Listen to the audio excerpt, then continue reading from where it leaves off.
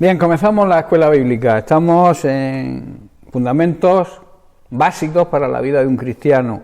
Ese es el título de la escuela bíblica que comenzamos ya hace un montón de tiempo. Estamos en la lección 7 y vamos a comenzar la 14ª parte de la lección 7. El título es ¿Quién somos o quiénes somos y qué tenemos en Cristo? Voy a hacer un corto resumen de lo que hemos visto hasta ahora, muy corto. Y es que cuando nos convertimos, recibimos una vida nueva, somos una nueva creación en Cristo.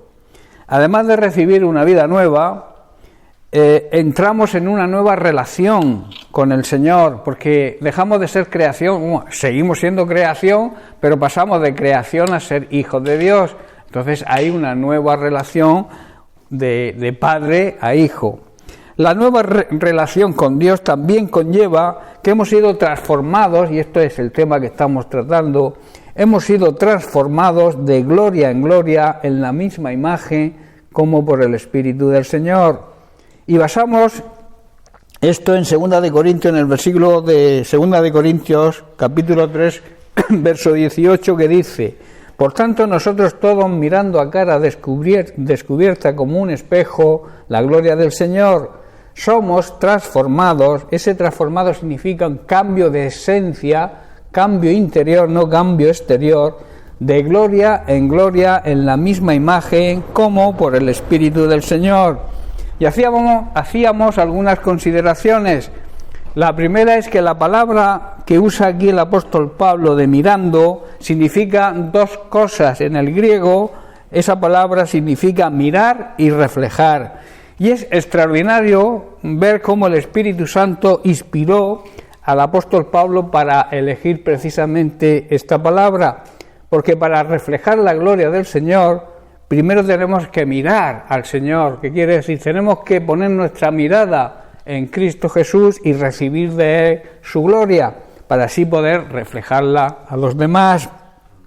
Todo esto nos enseña que tenemos que actuar como espejos, decíamos, ¿verdad? Sin ningún obstáculo, sin ninguna máscara o careta, digamos sin ninguna hipocresía, porque sabéis que las máscaras y las caretas indican lo que no somos. O sea, tú te pones una máscara y aparentas otra cosa de lo que realmente eres. Por eso, para poder reflejar la gloria de Dios, tenemos que mirar a cara descubierta esa gloria que va a ser reflejada como en un espejo en nosotros.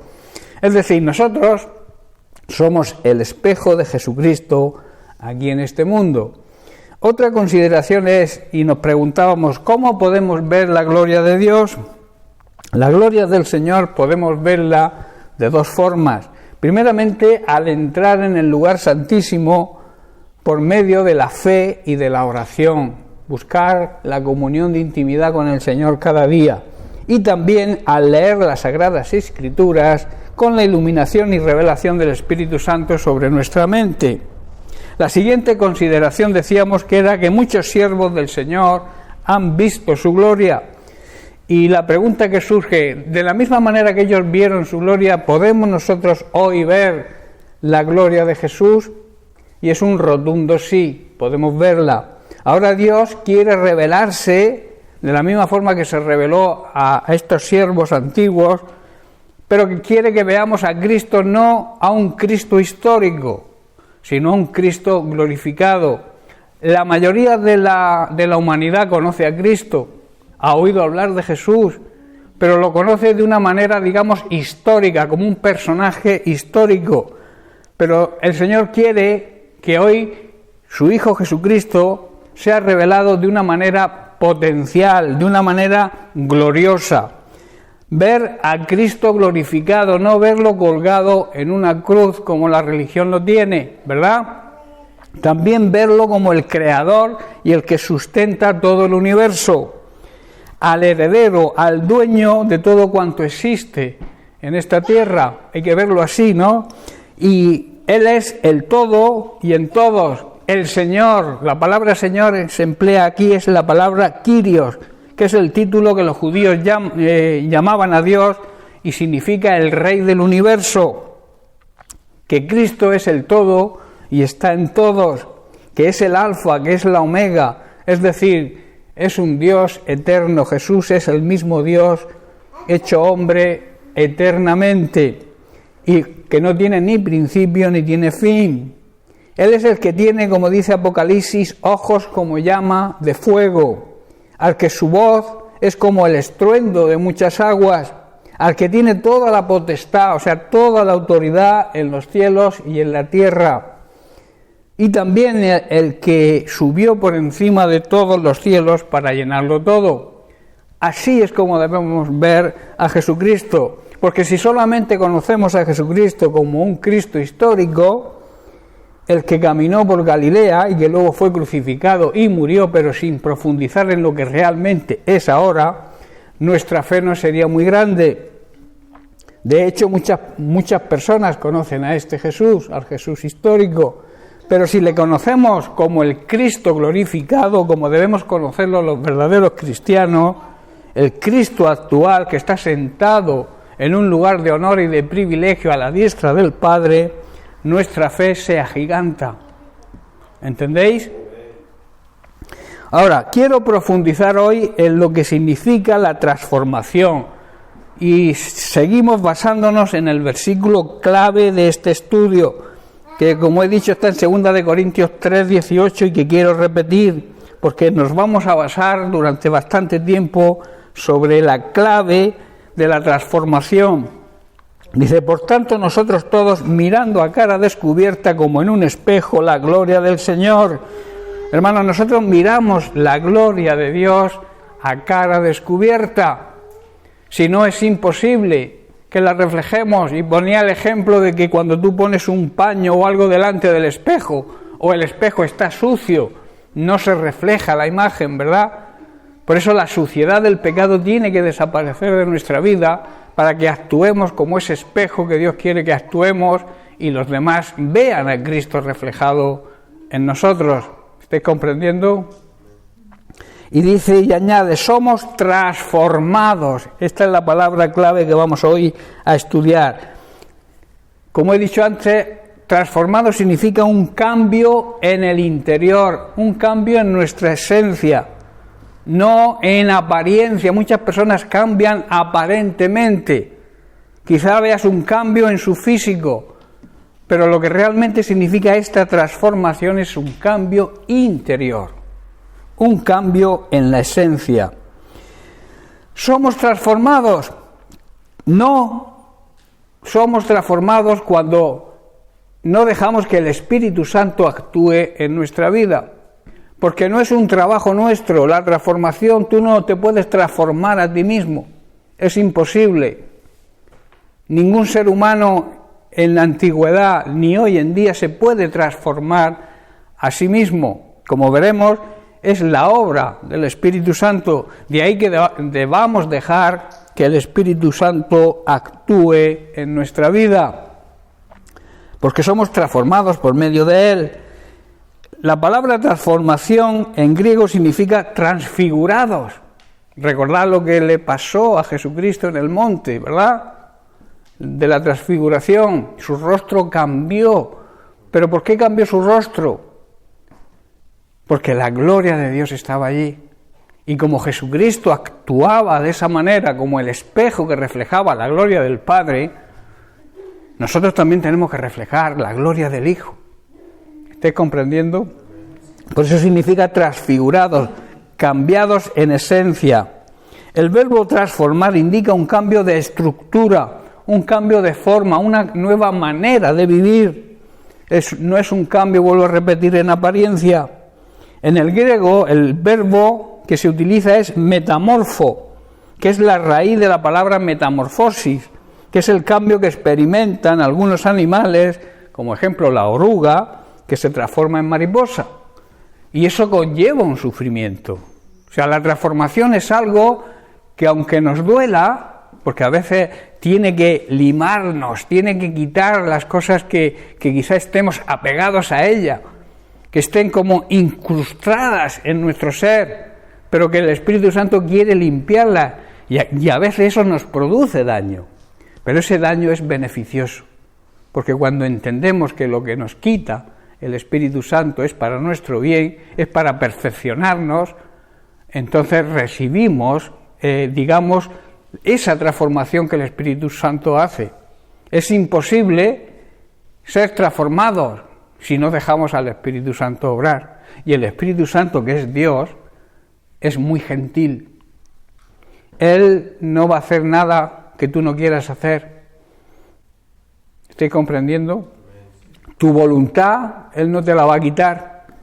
Por eso la autoridad que tiene el Espíritu Santo, que es Dios, vuelvo a repetir, y es soberano, tiene soberanía, que es la máxima autoridad, no la ejerce si tú no quieres.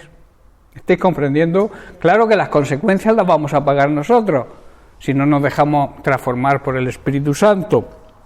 Por eso digo que es un proceso que a algunos les cuesta mucho, y es un proceso de sufrimiento. La oruga sufre cuando se transforma, está un tiempo encerrada en un capullo y luego tiene ahí una serie de transformaciones en su organismo que le produce dolor, pero al final sale una cosa preciosa, que es lo que debe salir de nosotros, en esa metamorfosis, en esa transformación que el Espíritu Santo nos hace. Debemos salir como una mariposa con otra visión, una visión por encima de lo que era la oruga, ¿verdad? Una oruga se mueve al ras del suelo, come barro. En cambio, una mariposa ya vuela a otro nivel y se alimenta de polen de las flores, que es algo mucho mejor que el barro, ¿verdad? Y mucho más caro. Por eso, el propósito de Dios es transformarnos, dejar que el Espíritu Santo nos transforme. Ese es el propósito de Dios, para llegar a tener la misma imagen de Jesucristo.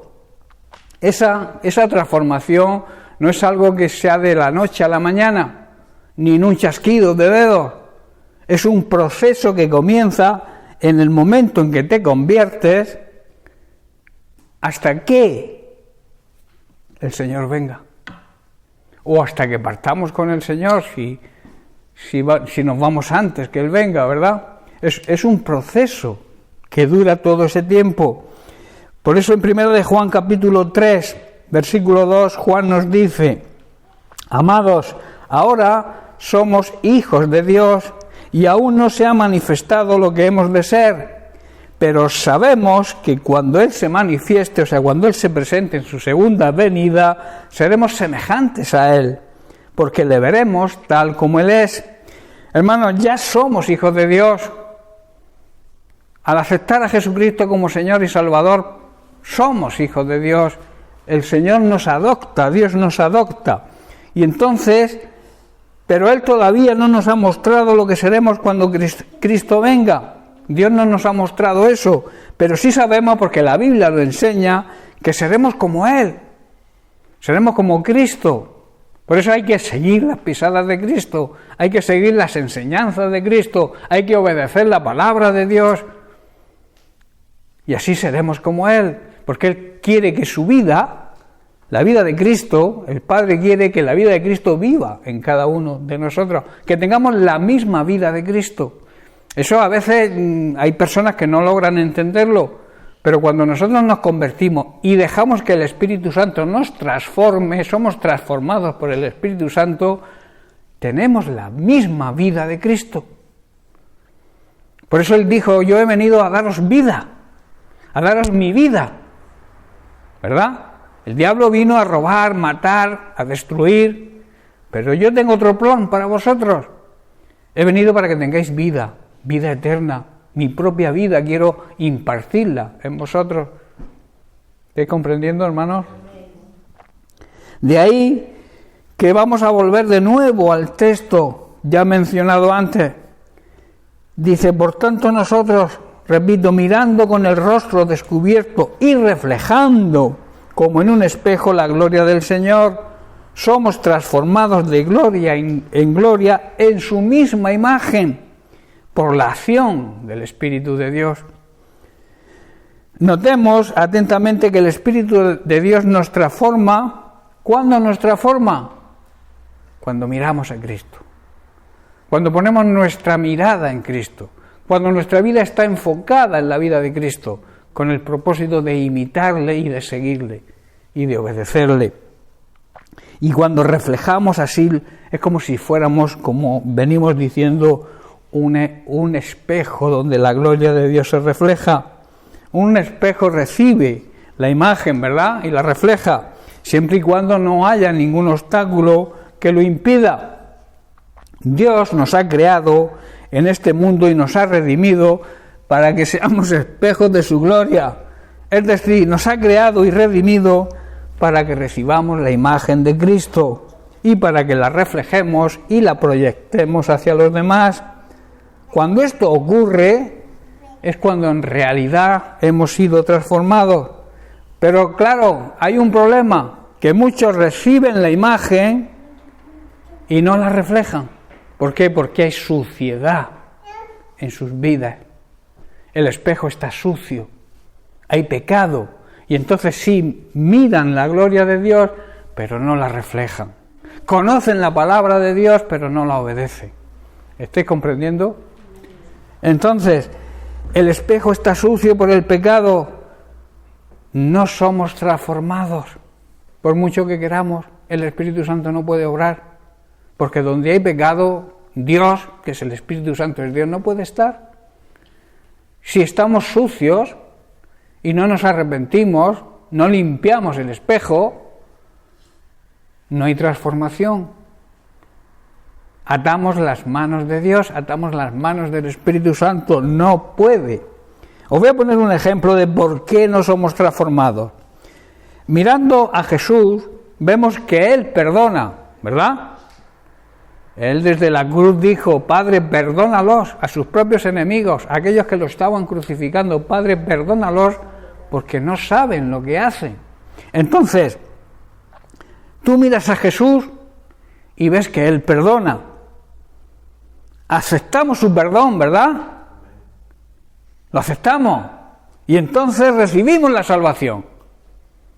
Pero ¿qué ocurre? Aquí estamos aprendiendo que tenemos que perdonar. Es decir, reflejar el perdón de Cristo en nosotros. Pero si no queremos perdonar, esto implica que no aceptamos que el Espíritu Santo nos transforme, haciéndonos perdonadores. ¿Estás comprendiendo, hermanos? Por eso, si hay falta de perdón en tu vida, tienes que reaccionar. Porque el Espíritu Santo no puede obrar en ti, no te puede transformar en lo que Dios quiere, que seamos cada vez más parecidos a Cristo. ¿Estás comprendiendo el ejemplo? Dios perdona. Yo he sido perdonado. Todos los que estamos aquí hemos sido perdonados. Recibimos la salvación, pero si nosotros no perdonamos, como que no se hace efectiva en nosotros. ¿Estáis comprendiendo? Porque no pedir perdón o no perdonar es pecado. ¿O no sabíais eso? Cuando tú le guardas rencor a alguien y no le perdonas, estás pecando. Porque Dios no nos enseña eso. Nos enseña a perdonar. De la misma manera que Él lo demostró perdonando a aquellos que lo crucificaron, pidiéndole al Padre perdón por ellos. Imaginaos. Por eso no entendían, o sea, los judíos de la época de Jesús no entendían cómo Jesús iba a liberarlos del dominio romano, lo que ellos pensaban que había venido Jesús, a librarlos de la opresión romana. Y claro, cuando vieron que sus armas eran perdonar a los enemigos, amar a los enemigos, hacer el bien a todo el mundo, pues como que lo rechazaron. En parte por eso lo crucificaron, porque ellos esperaban otro Mesías. Pero gracias a Dios que Jesús se comportó como el verdadero Mesías, cumplió con el mensaje que Dios le dio para esta humanidad, el trabajo, la misión que le encargó, que era predicar el Evangelio, enseñar a discípulos a lo que era realmente el amor de Dios, el mini evangelio que se llama. El evangelio, en pocas palabras, es Juan 3:16. De tal manera amó Dios al ser humano, que dio a su Hijo para todo aquel que en Él crea. No se pierda, no se condene y sea salvo. Ahí está, digamos, reflejado la base del Evangelio. El Evangelio en pocas palabras.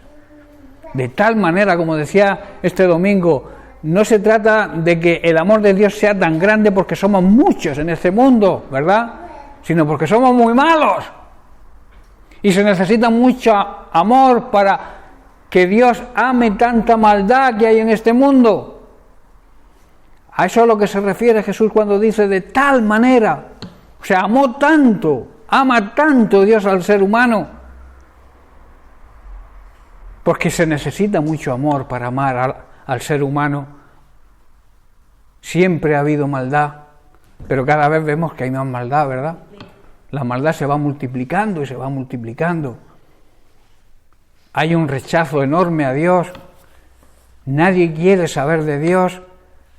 Y los que le seguimos, honramos y le obedecemos, tampoco nos quieren, ¿verdad? Nos rechazan. Como que somos de otro planeta, no sé. Entonces, hermanos, la transformación depende, hermanos, de que miremos y reflejemos la gloria de Dios. Si no estamos dispuestos a expresar la gloria de Dios, no seremos transformados. No porque Dios no quiera, sino porque nosotros se lo impedimos. ¿Estáis comprendiendo? Cuando llevamos a una persona a la salvación, nuestra meta es que esa persona sea transformada. ¿Estáis comprendiendo? No hay que predicarle el Evangelio para que sepa, conozca el Evangelio, pero que no sea transformada. Pero para que ellos sean transformados, ellos tienen que haber visto en nosotros un cambio, una transformación. Por eso yo cuando digo cómo hay que evangelizar, digo que hay que decir lo que éramos antes, el momento en que nos convertimos y cómo somos ahora. Pero si no hay cambio de cómo éramos antes a cómo somos ahora, es que no ha habido transformación. Entonces, ¿cómo vamos a enseñar a las personas a las cuales evangelizamos que sean transformados? Que cambien su vida de una forma radical, que se alejen del pecado. Pero si yo estoy involucrado en el pecado, ¿cómo le voy a aconsejar a nadie a que deje el pecado? Sería hipocresía, ¿verdad? Y además que te van a conocer, se van a dar cuenta de que lo que predicas no está de acuerdo con lo que haces.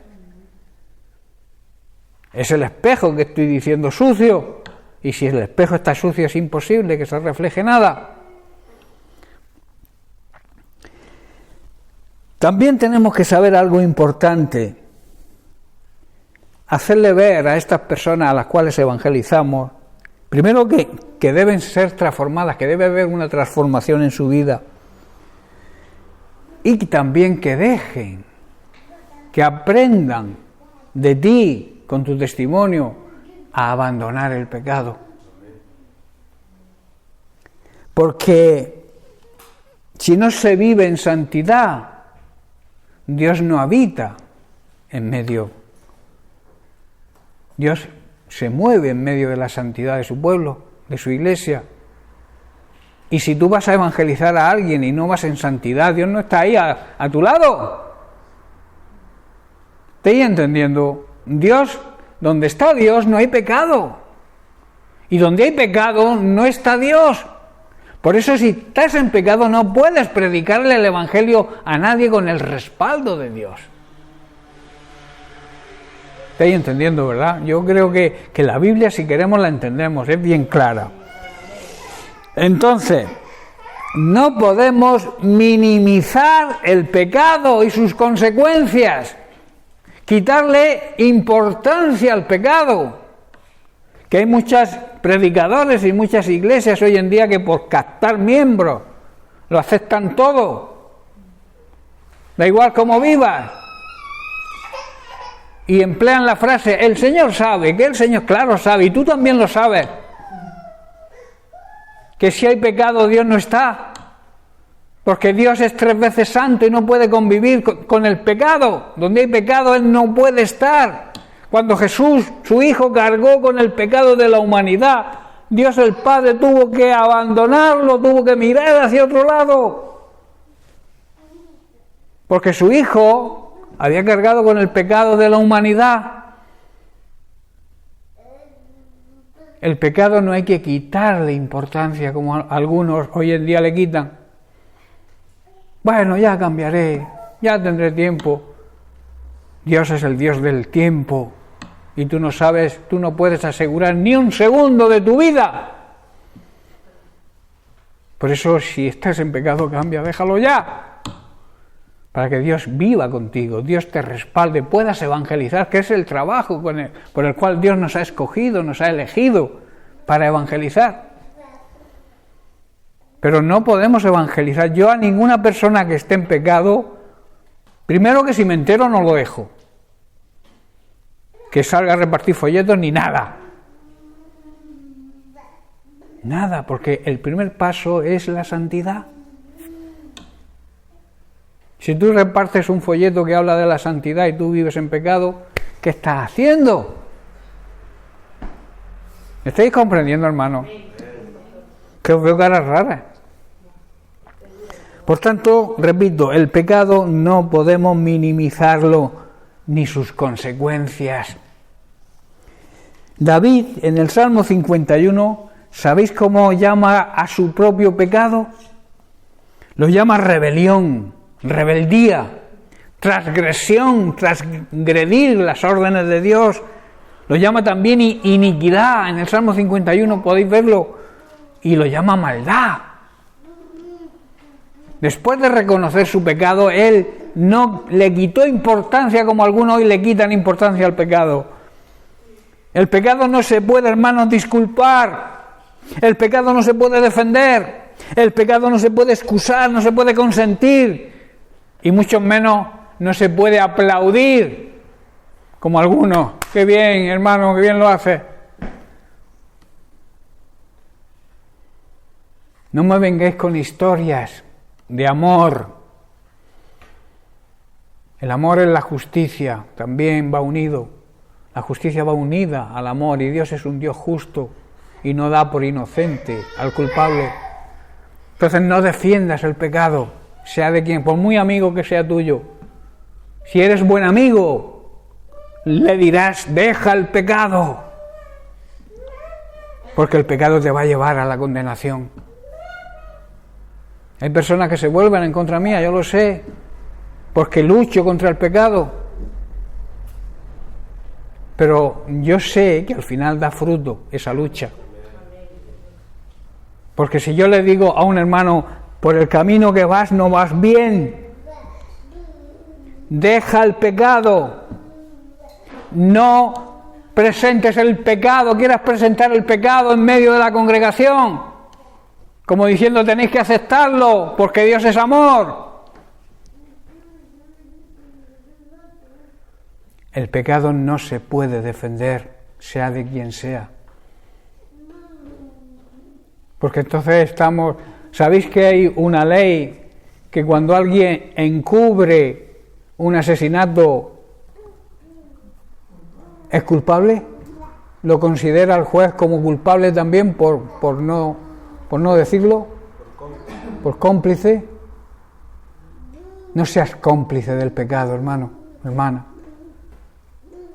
La mayor misericordia que puedas tener con alguien, por muy amigo tuyo que sea, es decirle, hermano, estás pecando, deja el pecado, deja el pecado.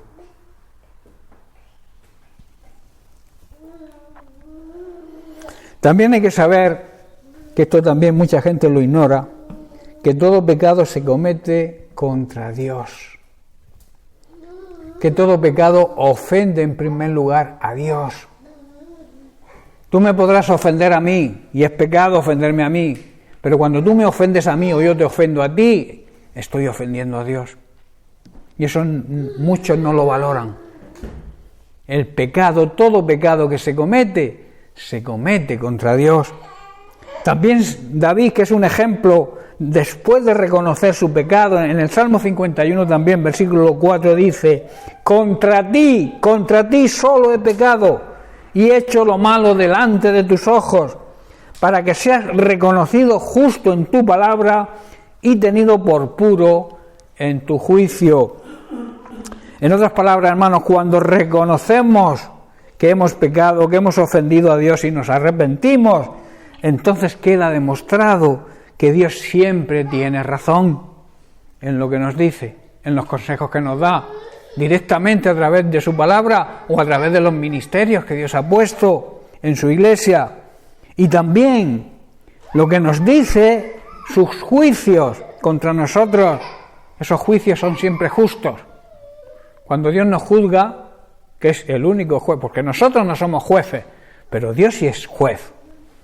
Y un juez que no prevarica, un juez real y auténtico. Cuando Él nos juzga, merecemos su justicia. Y eso lo estamos demostrándole que aceptamos su justicia. Precisamente cuando reconocemos nuestro pecado, nos arrepentimos. Le estamos demostrando a Dios que Él es justo, que merecemos lo que tenemos, las consecuencias del pecado. Estoy comprendiendo, ¿no? Que una persona que le hablemos el Evangelio sea transformada. ¿Cómo lograrlo? Muy fácil, muy sencillo. Debemos enseñarle la gloria de Cristo sin adulterar. Debemos enseñarle la palabra de Dios. Debemos predicarle el Evangelio puro de boca y de conducta. Hablarles del Cristo también actual.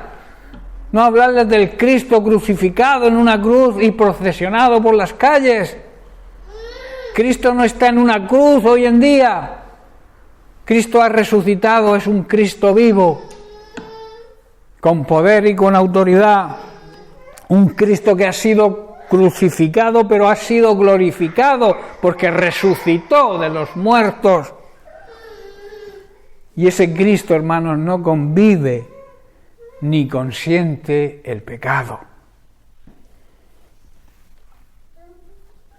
Por eso debemos enseñarle eso a la gente que estemos evangelizando, para que el Espíritu Santo los pueda transformar.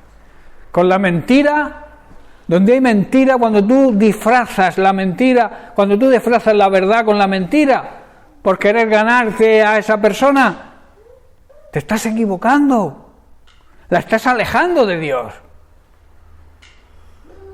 Dios odia la mentira, odia la hipocresía, porque son pecados, y Dios odia el pecado. Ama al pecador, claro que lo ama a su creación. Por eso envió a Cristo. Si Dios perdonara al final a todo el mundo, ¿qué objeto tuvo que viniera Jesucristo a morir en la cruz por nosotros? Si todo el mundo al final se va a salvar porque Dios es amor y aparcamos la justicia. Dios es amor, claro que es amor, y lo ha demostrado, y lo demuestra con nosotros cada día, lo que nos ama, el cuidado que tiene, lo que nos permite, lo que tenemos en Él, sanidad, provisión. Claro que nos ama, pero también es justo. Por eso envió a Cristo, porque nos ama.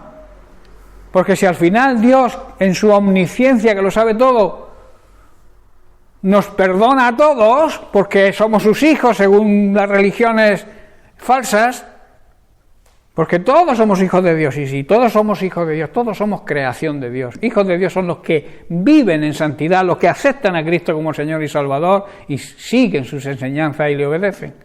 Esos son los hijos de Dios.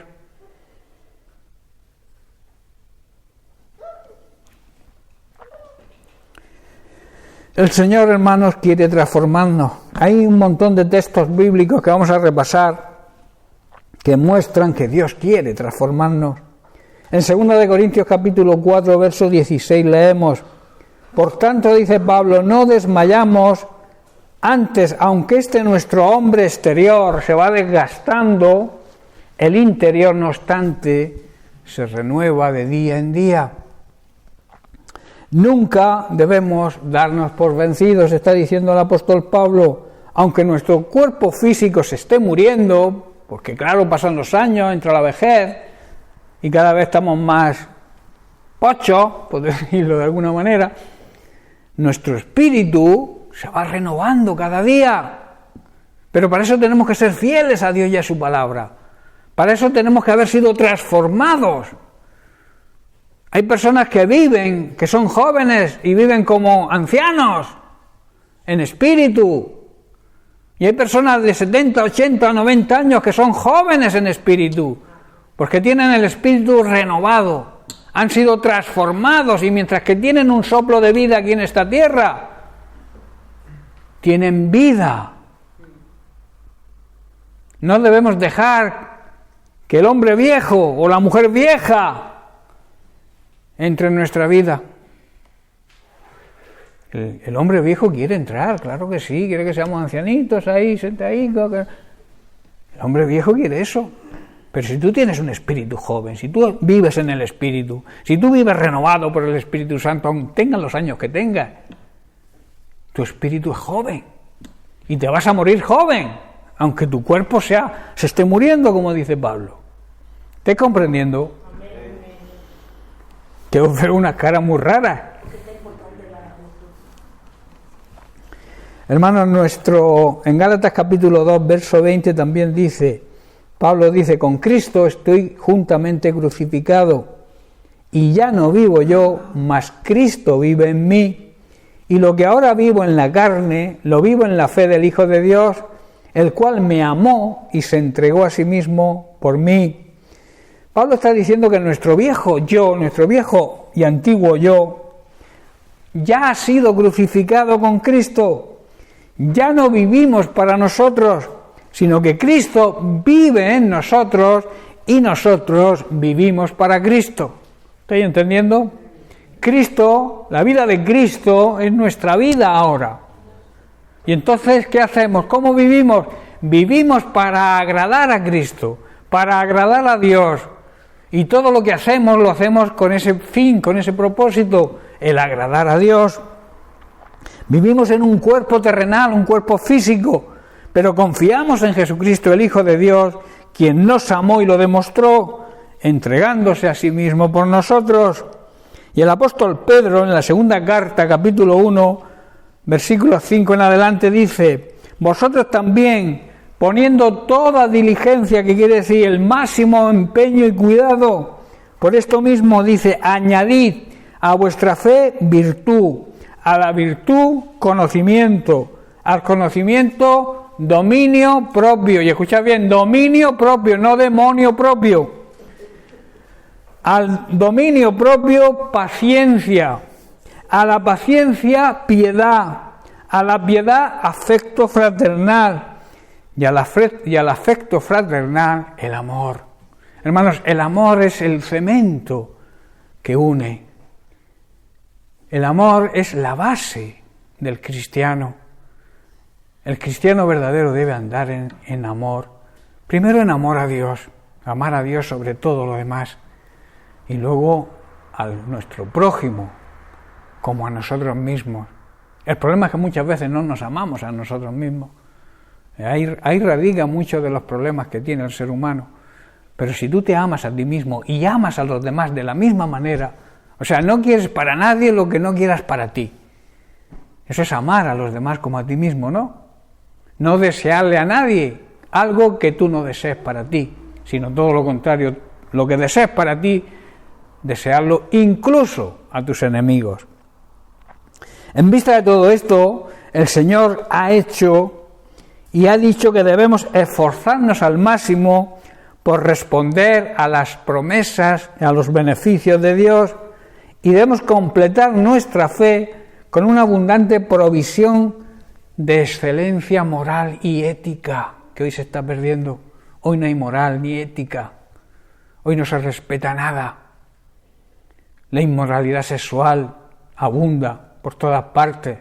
Hoy escuchaba en televisión 2 niñas de Logroño, jovencitas, por internet vieron un amigo, se citaron con él, vieron un chico guapito, tal, se citan con él y luego aparecen 12 o 14 y las violan a las 2 allí en un bajo. No se respeta nada. Ojo, jovencitas, jovencitos, ¿cómo manejáis las redes sociales? Hay mucho engaño, hay mucha mentira. Y podéis caer en esa, digamos, depravación sexual que existe hoy en día. Que vuelvo a repetir, no hay ética, no hay moral. Por eso dice que nosotros, los cristianos verdaderos, debemos añadir a nuestra fe cantidad de ética y de moral. Respetar a nuestros padres, respetar a los ancianos. Yo me acuerdo que cuando antiguamente, cuando yo tenía 14 o 15 años, iba al instituto en el autobús y veías a un viejecito, una viejecita, y le cedías el asiento, a una mujer embarazada. Ahora no ves eso.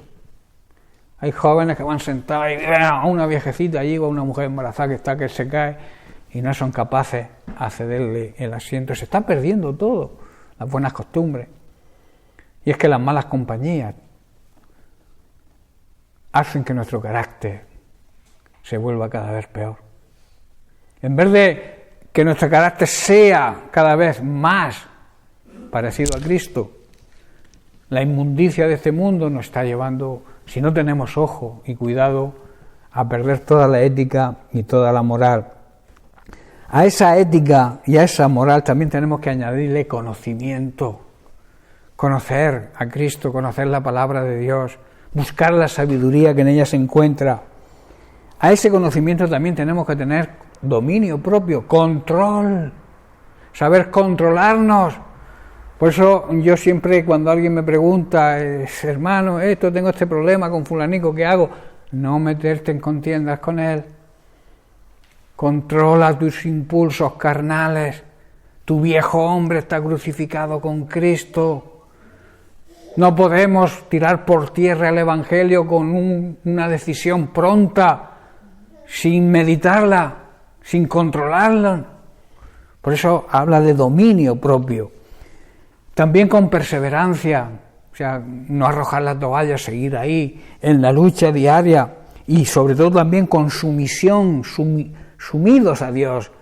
La sumisión es algo que hoy en día es una palabra que no gusta a nadie, pero la sumisión significa aceptar la autoridad establecida. Y en este caso aceptar la autoridad y la máxima autoridad, que es lo que significa soberanía de Dios, además con afecto fraternal, tratándonos como si fuéramos familia. Pero hay que a veces incluso en la familia nos tratamos, yo qué sé, de mala manera. Nosotros los creyentes tenemos que ser ejemplos de buena conducta, de buen trato entre nosotros, que vean cómo nos amamos. Jesús dijo: conoceréis que sois mis discípulos por el amor que demostréis y que os vean que os tenéis unos a otros. Entonces van a reconocer, estos son discípulos de Cristo, porque dicen que se aman, pero lo demuestran. Vemos que es una realidad. ¿Estáis entendiendo, hermano? Y a ese afecto fraternal, como he dicho, ese trato familiar, añadir el amor, que como he dicho es lo que lo une todo. Ahora, ¿necesitamos esfuerzo para ser transformados o es una provisión de Dios? La transformación, hermanos, no depende de nuestros esfuerzos. No, es imposible. El texto que estamos analizando dice: mirando y reflejando somos transformados. ¿Por quién? Por el Espíritu Santo. Es decir, la transformación la produce el Espíritu Santo cuando nuestra vida está centrada en Cristo. ¿Qué quiere decir? Cuando seguimos las enseñanzas del Maestro y las ponemos en práctica. Así es como miramos y las reflejamos sin ningún esfuerzo. Si hacemos así, dejando dependencia al Espíritu Santo, que también es humildad, saber depender de Dios, saber depender del Espíritu Santo y saber que el Espíritu Santo, cuando vivimos de acuerdo a las enseñanzas de Cristo, cuando vivimos en obediencia a su palabra, estamos mirando y reflejando a Cristo y entonces el Espíritu Santo nos transforma. Estoy ya terminando. ¿Cuál fue el propósito de Dios al dar el antiguo pacto desde Moisés hasta Jesús? El propósito en ese antiguo pacto fue mostrar que el hombre, el ser humano, no puede cumplir la voluntad de Dios por más que se esfuerce con sus propios medios. Es imposible. Hacer la voluntad de Dios por nuestras propias fuerzas, sin buscar la ayuda del Espíritu Santo, sin buscar la ayuda de Dios, es imposible. No te esfuerces. Relájate, ten paz. Venid a mí si estéis cansados y cargados, y yo os haré descansar. Cuando vamos a Él descansamos, y Él entonces cuando actúa, y entonces nos da descanso. ¿Pero qué significa que nos da descanso? Pues si tú tienes una carga de algún problema, el darte descanso significa que te soluciona el problema. ¿Estáis entendiendo? Entonces tenemos que confiar en Él. Tenemos que depositar nuestra confianza en Él. Por eso dice que nuestro propio esfuerzo es imposible. Y todos conocemos el secreto del apóstol Pablo, ¿verdad? Que él dijo todo, ahí va todo encerrado, todo lo puedo, a todo le puedo hacer frente, si Cristo me da la fuerza. ¿Estáis entendiendo? Esa es la base y el secreto de la vida cristiana, confiar en Cristo, y por medio de Él se va a conseguir que podamos ser transformados. No te esfuerces en transformarte a ti mismo, no vas a conseguirlo. Deja al Espíritu Santo que te transforme y Él lo va a hacer. Hoy, esto me refería al antiguo pacto, hoy en el nuevo pacto tampoco las personas se pueden transformar a sí mismas. Solo Dios puede transformarnos y lo hace por medio del Espíritu Santo cuando creemos en Jesucristo. Y termino con un ejemplo práctico de una persona que fue transformada totalmente. El apóstol Juan es un ejemplo palpable. Y vemos cómo el Espíritu Santo transformó a esta persona de una manera rotunda. Sabéis que Jesús llamó a Juan y a su hermano. Y se llamaban Boanerges. Esto es hijos del trueno. Entonces, esto es un apodo que indicaban el carácter que tenían estas personas.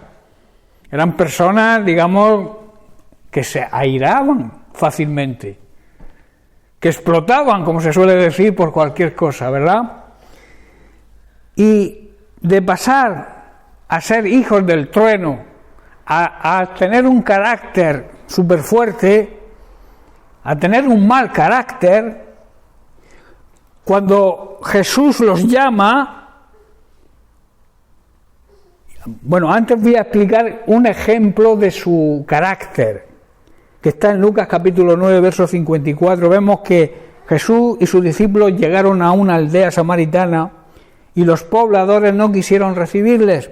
Entonces Juan y Jacobo, los dos hermanos, Juan y Santiago, le preguntaron a Jesús, en su carácter fuerte, si él quería que ellos oraran para que descendiera fuego del cielo y los destruyera. Tenían un carácter fuerte, ¿no?